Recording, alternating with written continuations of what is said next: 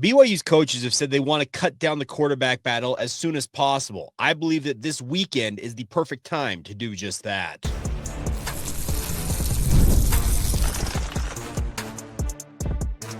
You are Locked On Cougars, your daily podcast on the BYU Cougars, part of the Locked On Podcast Network, your team every day. What's up, everybody? Welcome into Locked On Cougars, your daily podcast focused on the BYU Cougars. I'm Jake Hatch, executive producer of the KSL Sports Zone in Salt Lake City, Utah, and a 14-year credentialed media member at BYU. I am your resident expert and insider, your host here on this podcast. And as always, thank you for making Locked On Cougars your first listen of the day.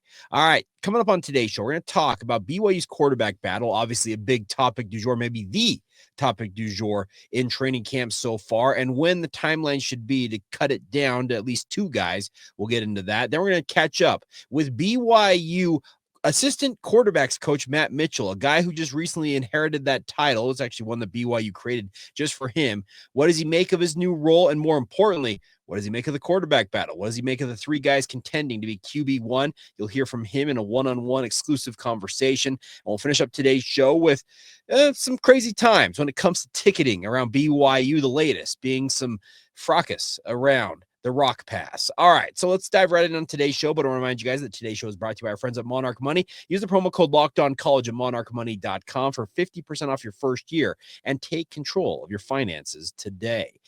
All right, so BYU head coach Kalani Sitake addressed the media yesterday for his weekly check-in with us in the media corps, and I always appreciate his thoughts on all things. Let's be very blunt about that. And if you want to hear his full press conference, go back to the special edition I did after practice yesterday. But in the conversation, I asked him the question about if he would use the scrimmage that BYU will have, one of the two they have scheduled currently for training camp, to cut down or whittle down this QB competition. And Kalani, handled it like a pro. Here's what he had to say on that front. Everything matters, and so factors into it. Obviously, that scrimmage, we're going to have a full ref crew there, so they're going to be at the stadium. So I imagine the guys are going to be ready for that and be excited. We're trying to simulate what a game would be like, and I think that'll be a good moment for them, but it all matters right now. I am not surprised whatsoever that he handled it very diplomatically, saying that everything matters right now, because he's right. Everything does matter right now. Every rep that Bear Bachmeier, McCae Hillstead, or Treyson Bourguet gets in practice matter. They show up on film, and they are being broken down to the nth degree by their coaches as they're evaluating what their options are. But this upcoming scrimmage on Saturday that BYU will hold, it'll be closed to the media. So to be very clear, the only opportunity we'll have to talk with players and coaches is afterwards via Zoom.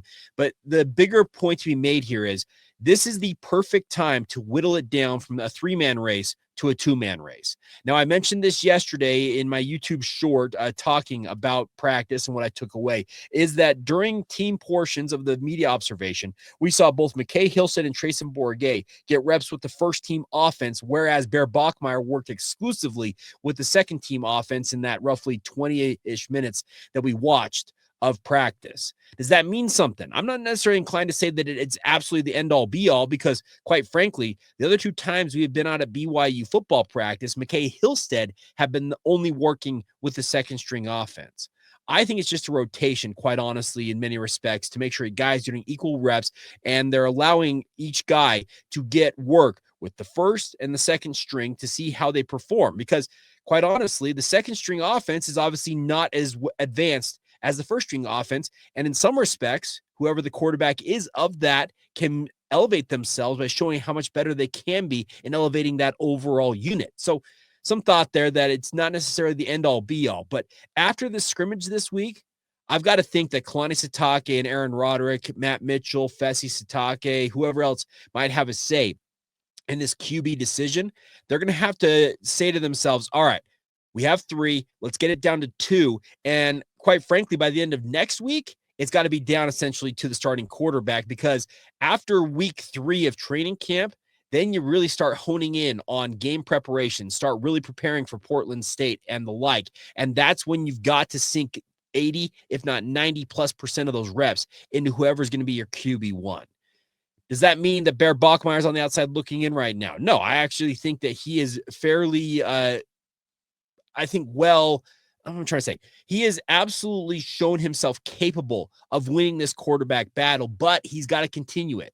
I thought yesterday watching practice that his processing time, the other 2 times he's been out there, he'd been very clear about making sure that he was on top of things and was processing plays in real time. But yesterday seemed a little bit hesitant.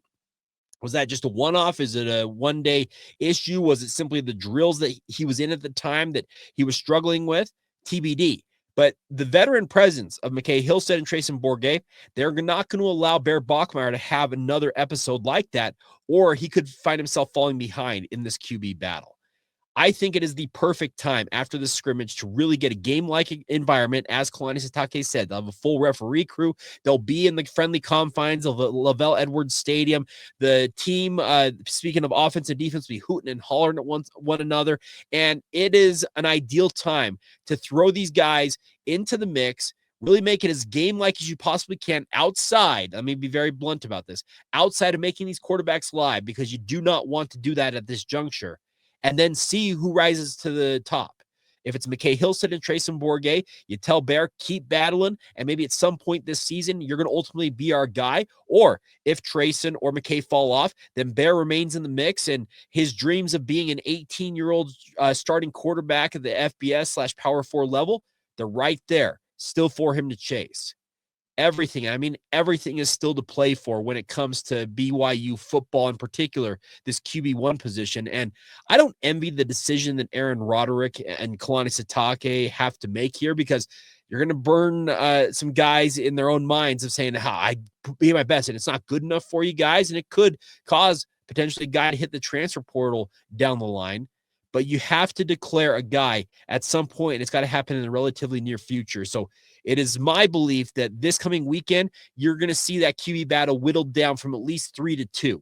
If you push it any further than that, man, you're playing with fire. And heck, maybe I'm completely up in the night about this, and maybe they're going to carry it into the season, because the non-conference slate, those are the games that, if you really want to be honest, they don't matter, because those are the 3 games that aren't going to count for a conference championship run, a Big 12 title game appearance, or the like.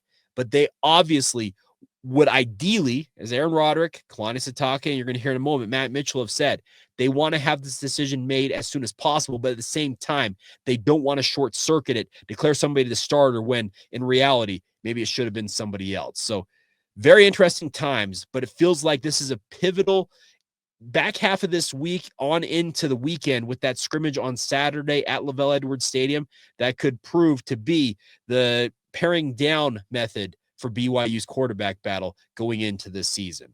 All right, a guy who will absolutely be in the mix, because he said it with his own words when I asked him about it, in terms of the deciding about this quarterback battle, is Matt Mitchell. He's got a brand new title as the assistant quarterbacks coach. What does that change for him? Well, not much, but he'll explain exactly what his job entails as BYU's assistant quarterback coach, and he'll do that next right here on an exclusive interview with the Locked On Cougars podcast. Today's show is brought to you by our friends over at Monarch Money. Now, Monarch Money here is for you guys to get you wherever you need to go when it comes to your finances. Whether you're trying to grow your savings, planning for some big purchases, want to travel, no matter what it is, Monarch puts you in the driver's seat. It's like having your own personal CFO, giving you full visibility and control over your finances so you can do whatever you would like to do. The best part is it's not more than just a budgeting app. It's a complete financial command center tracking all of your accounts, investments, and spending in one place. And most importantly, in addition to managing money, you're also building wealth along the way. I love the fact that you can share your Monarch Money account with your significant other if you have one. So that way, the both of you can have full visibility and control of what's going on with your finances, and obviously stay on the same page, because let's be honest, it's a very important thing to be on the same page about. So take control of your finances and do it with our friends at Monarch Money right now. Use the promo code LOCKEDONCollege at monarchmoney.com for 50% off your first year. That's monarchmoney.com, promo code LOCKEDONCollege, and get half off your first year. Thank you once again for making Locked On Cougars your first listen of the day. Cannot thank you guys enough for your continued support of the podcast, rating and reviewing and sharing with your family and friends. A big thank you, as always, for your support. Time now, though, to let you hear from Matt Mitchell. I think he's a very interesting character, almost in a way a shadowy figure, because you've probably heard his name, maybe you haven't, but he is the assistant quarterbacks coach for the BYU football program. But this is a title that was recently given to him when Kalani Sitake made some staff changes during the offseason. Before this, he has been an offensive analyst, but has been Aaron Roderick's right-hand man when it comes to coaching up BYU's quarterbacks. He's an expert in the field, obviously. He's done a very, very fine job developing BYU's quarterback talent, and it stretches back much further than you might imagine. So without further ado, here is my exclusive one-on-one conversation with BYU assistant quarterbacks coach, Matt Mitchell. What does it feel like to officially have the assistant quarterbacks coach title? Yeah, no, it's certainly an honor, and I just appreciate, Kalani, A-Rod, Fessy, all those people for trusting me with those guys, and obviously alongside A-Rod, so pretty cool. Appreciative of what they've done for me here. Now, we talked to A-Rod about it, and he said it was a well-deserved. He said that when you went to Baylor, they wanted to get you back here. What's it been like working with a guy like that as long as you have? Yeah, it's been awesome. When I was at GA here in 2020, I was actually with Fessy and the receivers, and just really was kind of admired how A-Rod coached the quarterbacks and how he handled them, and so he was always a guy that I wanted to get around more in a quarterback role. And so having the opportunity to come back after that year at Baylor wasn't an easy decision, but really wanted to be able to continue to learn from him and the rest of the offensive staff. What is it about BYU that you enjoy? Yeah, I think, it's funny, my wife and I were not members of the church, but we have a lot of the same values and beliefs, and so just had an unbelievable experience here. First of all, we love living here, and then the people you get to be around. Everybody talks about it, Kalani from the top down, and then the kids, the players. These are unbelievable human beings to be around, and really good players too. So it's a special place, and the fan support here is, I think, second to none. It's really, really impressive. Okay, so I got to ask you this, because BYU fans are pretty intense. Yeah. Have they recognized you at all out in the wild since you got this title or anything like that? No. So still flying under the radar a little bit. Still flying under the radar, and that's okay. I don't mind flying under the radar a little bit, and hopefully we put a good product on the field for them. Now, obviously, a quarterback battle here. You probably didn't necessarily anticipate it, but when the Jake Retzloff situation went down, what's it been like evaluating these guys so far through camp? Yeah, it's been really good. I think we've really seen a progression already for each of them, which is encouraging. Encouraged with their, they've all had their days where they shined, but I think over the last 3 or 4 days we've kind of done this, which is a positive, in taking care of the football and all that stuff. So that's been huge, and they all bring different things to the table, but man, just awesome human beings. I think they're all really well respected and well liked by their teammates, which is important, and so it's been fun to watch them battle. They're all really good players. What was it that was so attractive about getting a guy like Bear here to BYU? Yeah, we tried to make a push late there, before he signed with Stanford, while he was still in high school, and unfortunately it didn't come through. But then obviously I think once he entered the portal with the coaching change happening, we went full go, and he knows how we feel about him, and what was cool is we also had a need at receiver, and Tiger's a really good player too, and so great family, great fit here, and really good players. But I think with Bear you see dual threat abilities, thrower first, which is what we want, but a really good athlete, and has the ability to throw from a traditional pocket and then go out and make plays with his legs and throw off platform and all that stuff, and he's really smart. What's allowed him to enter the mix as early as he is? He's 18 years old. He's still a young buck. Yeah, I think some of it first starts with the family. Obviously, they're super smart people, and then having Hank, having Tiger, those older guys that have played at this level. He came in with a really good baseline understanding of offensive football, and I think he had some really good coaches at Stanford too. So he had that spring with them to be around good coaches and stuff. And then a lot of voluntary meetings to get him ready as soon as he signs. So he's put in the work, and so is Emerson Galliman. I'd like to point him out. Who we got from Bountiful. I mean, clearly we've seen in his limited reps like he belongs here, and he's a really good player that we're excited about the future with him too. So. on the Emerson front, because he's planning on going on a mission, so you're Yeah. like, okay, we won't work with you now, but then you have to Right. put it on pause for 2 For years. sure. How difficult can that be? Yeah, I think that's hard, but I'd say with a guy like Emerson, we're just glad that he's in our program, Okay. and we're going to have him one day because we have a strong belief in him from what we've seen. And so, just put it on pause, and you get him better while he's here and grow him in the system and all those things. But he's a really good player and just an awesome kid, amazing kid. Now, as you look at McCae and Treyson, they've been in the program for a little bit here. Yeah. Where have they progressed the most? I guess you can, individually, in terms of their skill sets. Yeah, I think for both of them, it's just that mastery of the offense, Okay. getting more reps with the ones, you know what I mean, that I think that what they're used to, and developing the chemistry with those guys. But I think, you've seen it kind of become second nature, the offensive execution side of things. So they're not worried. It's muscle memory to send this motion or this shift, and they can think about kind of the level 400, 500 stuff. Yeah. And then just developing chemistry with the guys that are going to ones and stuff has been big too. When it comes to the Big 12, obviously there's a lot of quarterbacks that are returning in this league. You're one of the programs that's turning it over in terms of quarterback.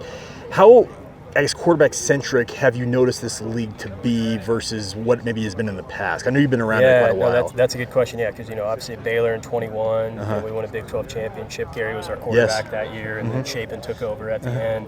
But I think it's a great quarterback league. I really do. Obviously, I'm biased because I'm in this league, but if you look at top to bottom, I mean, of the guys that are coming back, I mean, I have a lot of respect for a lot of the quarterbacks in this league. I like to watch other quarterbacks and study them and all that, and I think it's outstanding. I think it's really, really one of the strengths of this conference, which is cool because, when you're playing a great quarterback, you want to go beat him out. You know what I'm saying? Yeah. So, yeah. How much of a say will you have in the ultimate final decision? Yeah, that's always a kind of an ongoing conversation. Fortunately, A-Rod, him and I have a really good relationship. We trust each other. We see it the same. So we're almost always on the same page, to be honest with you. And so, he definitely wants my feedback. We talk multiple times a week about it, and then obviously Kalani's involved in that decision. Fessy will be involved in that decision, and we're going to get input from the O staff as well. So, but quite a bit, and I appreciate that. Last question I want to ask you is, how soon would you like to have this decision made? Yeah, no, that's a fair question, and I think it's like A-Rod said. I really believe in this. You got to let it play out. Okay. You got to give it time. You're trying to divide reps between 3 guys, and right now they all are getting enough reps, and the whole staff's been super unselfish about that, which I appreciate. Yeah. Making sure those guys get enough reps and still being smart with the team, and we're doing that. And so we're going to let it play out. And it's like A-Rod says, usually it's obvious to the team. You know what I'm saying? By the time it's time to make a decision, so that's what we're going to do. A big thank you to Matt Mitchell for taking the time to join us here on the Locked On Cougars podcast. You heard him talk about the fact that he and his wife, they've absolutely fallen in love with the state of Utah, living here. He's got 2 super cute young kids. I actually had a chance to meet them yesterday. His wife was at practice, and man, he's got 2 cute little kids, but you can tell that he's absolutely engrossed in what he is doing. This is a guy, speaking of Matt Mitchell, that BYU's been lucky to have around the program as long as they've had him. At some point, he, like Jay Hill, like an Aaron Roderick, are going to have other suitors, if not already calling them, will be calling them to potentially hire them for bigger and better jobs. Matt has been absolutely a critical cog. And if you didn't know his name before now, I would encourage you to get to know that name because, as I mentioned, he's kind of been a shadowy, enigmatic figure, working kind of behind the scenes. But I can tell you, he's been no less important to the development of BYU quarterbacks like Zach Wilson, like Jaron Hall, Jake Retzloff, even this past season in 2024. He has been a critical piece to the success that BYU football has had. And I think it's about time he gets his just due because he has been a really, really important piece for this BYU football program. And once again, a big thank you to him for taking the time to join us here on the podcast. But I also appreciated his blunt reaction. He, much like Kalani Sitake and Aaron Roderick, said, we want to make this decision as quickly as possible, but we don't want to short circuit it. We want the team essentially to tell us who it is. And in time, that will happen. But as I mentioned earlier on in today's podcast, if you missed it, go back and listen to it. I just don't think you can wait much longer to whittle it down beyond this weekend. But we'll ultimately see because he, as he mentions, Fessy Sitake, Kalani Sitake, and Aaron Roderick, they talk often. And he says multiple times a week. If they're not talking every day, if not multiple times a day about this QB decision, I'd be very, very surprised if that's not the case. But once again, big thank you to Matt. And I think this is a guy that's going big time places down the line. But BYU's been lucky to have him as long as they have. And I hope they can hold on to him for at least a while longer. All right, coming up next, we're going to talk about BYU ticketing. Now, we talked about the BYU basketball selling out their tickets in record time. Well, let's just put it this way. The student tickets, the Rock as you know it, well, they were just as hot a ticket as almost anything else on BYU's campus just recently. And what does it portend for the future of BYU sports? Well, we'll try and make heads and tails of that next, right here on the Locked On Cougars podcast.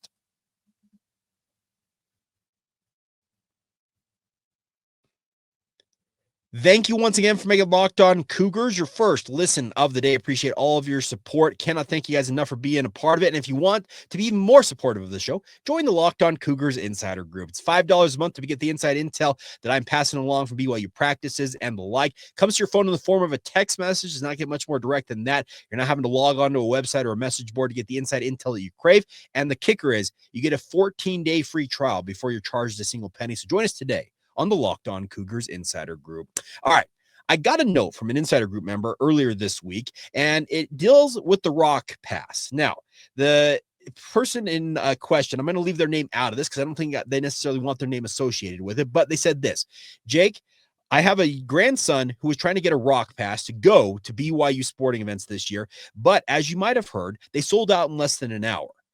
And essentially, I'm going to sum this up because it was a longer email, but they essentially sum it up saying, what is the situation that BYU is dealing with? And quite frankly, how long before BYU expands its venues and adds more seats to accommodate more students and more fans in general? That's the gist of this email. It's a longer email, as I mentioned, but I get the consternation with the Rock Pass. There are thousands of BYU students. We have 30 plus thousand. What are we at now? We 35,000 BYU students now. Maybe it's not that many, but I know that upwards of 10,000 students at any given time, I think, have Rock Passes. I don't know the exact number. So there's a Rock group member, a leadership member, or maybe a faculty member who has the exact figures. Pass them along to me. I probably should have seen if I could figure that out. But I know that there's at least 10,000 because I think that's the seating arrangement in Lavelle Edwards Stadium for the Rock section, which is in that southeast section of LES. And it has been absolutely, as I said, rocking, pardon the pun, the last couple of years. That student section has been absolutely awesome. It's not that long ago during the independent era that student section couldn't get more than half full for some of the home games BYU played. But since they have entered the Big 12 era, the student section has been absolutely packed. And I know that there's been some frustration. I've seen it online, social media reaction and the like, about people not getting a chance to get a Rock Pass, or at least not getting as many as they hoped for, whether it's for a significant other or the like.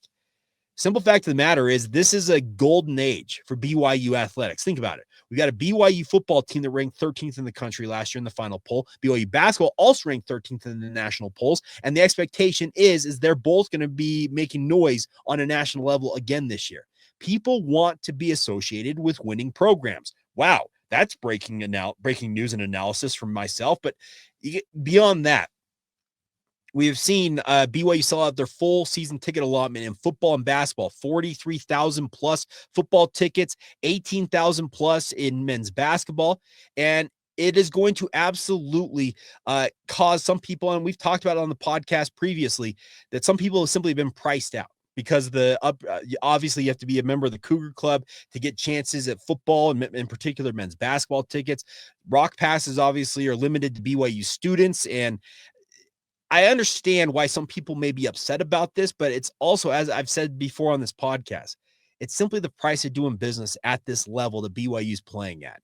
For years, decades, BYU fans wanted to see BYU playing at the top level of college athletics, and they're here now. Guess what?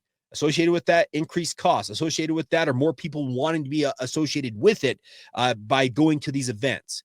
I expect that the Rock is going to be absolutely packed once again this year, and they're going to absolutely be losing their ever-loving minds when it comes to these games. But that's exactly what you want.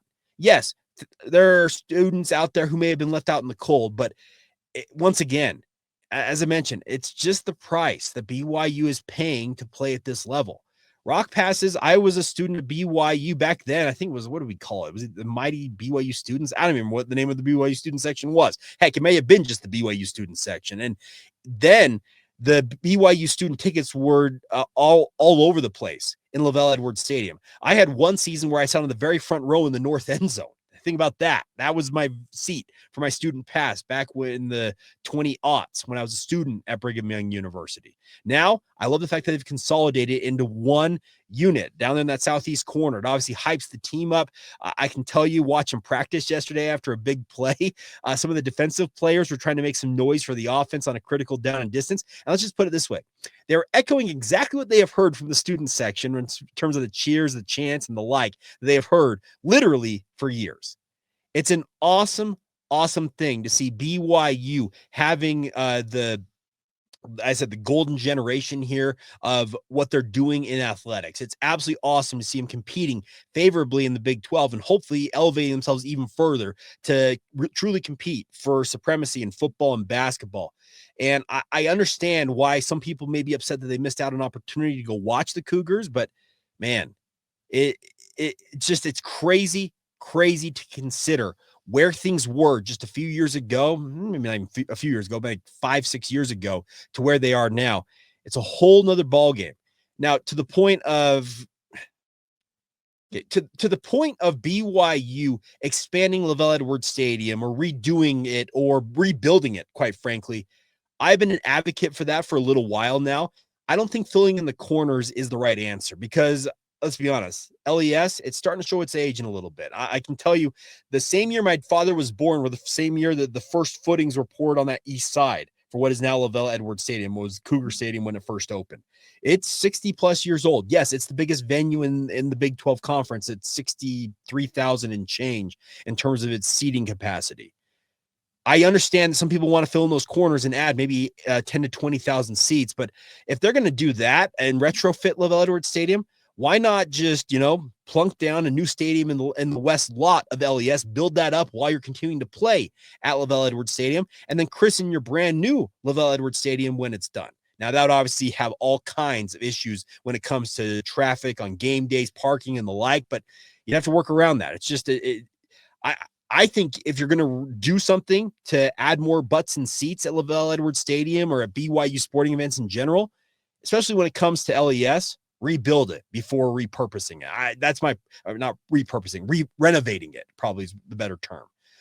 Maybe I'm crazy about that, but I think that the better purpose is, maybe build a Lavelle Edwards Stadium that, you can maybe keep it still around 60,000 fans, but high grade premium seating arrangements. I know they've tried to add some of those to LES right now, but we're talking adding extra luxury boxes, having all of the premium amenities that can generate more revenue for BYU and obviously pay off what would be a pretty hefty price tag. Stadiums these days, $2 billion. It's not cheap. So that's my personal opinion on that. I don't want to see them fill in the corners. I'd rather see them just build a brand new LES literally in the west lot right next to Lavelle Edwards Stadium. Use LES until you build that new one, and then obviously you can demolish it and use that as parking or whatever. But that's my personal opinion on the matter. But I understand the consternation about, hey, if you want to get more people in there, let's just fill it in right now. I just don't think that's the right method to the madness, at least in my opinion. I welcome your feedback. Obviously, I always appreciate it. I read every comment, good, bad, or indifferent. I read them all. So I appreciate you guys being with us. But let me know, am I up to the night? Am I wrong in my assessment of what BYU athletics should be doing? And we can talk more about it, but I understand why there's anger around the ticketing process at BYU basketball now with the Rock Pass, but at the same time, as I mentioned, just kind of the new reality when it comes to dealing in BYU athletics, and especially at the Power 4 level. All right, that is going to do it for today's edition of the podcast. Cannot thank you guys enough for your continued support of the show. As always, please continue to subscribe, rate, and review, share it with your family and friends. And oh, by the way, had a couple people ask, I wore that Alamo Bulls shirt yesterday on the podcast. Asked me where I got it. It's a Royal Blue Collective shirt. I don't know if they still have them available, but I'll just put it this way. The Royal Blue Collective's absolutely been killing it with their drops that they've had. I also have a Drop Shadow BYU shirt a couple people asked about a couple weeks ago. That's another Royal Blue exclusive shirt. So check out the Royal Blue Collective. They got an AJ DeBonsa line coming out. I think it's this week, maybe next week. So if you're trying to get that kind of gear, I saw that pop up. I got a couple DMs about it, but yeah, those shirts are from the Royal Blue Collective. So maybe worth checking out their website, see if those are still available. But hey, once again, thank you for making Locked On Cougars your first listen today. And more importantly, thank you to all of you for being everydayers with us right here on the Locked On Cougars podcast. Of course, a big part of the Locked On Podcast Network, where of course it is your team every day.